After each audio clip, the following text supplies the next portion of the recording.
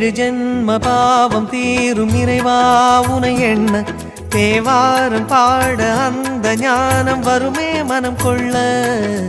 ஆதியான சிவனே சிவஜோதியான சிவனே ஆதியான சிவனே சிவஜோதியான சிவனே.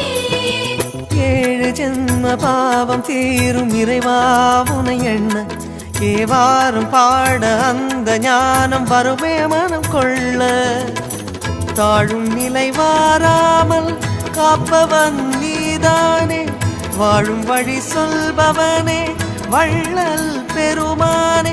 அண்ணாமலையானே அன்பின் பொருள் நீயே, அருணாச்சல சிவனே ஆற்றல் வடிவோனே. சக்தியின் கலையாய் பக்தியின் நிலையாய் தோன்றும் சுடரோனே. உண்ணாமுலையின்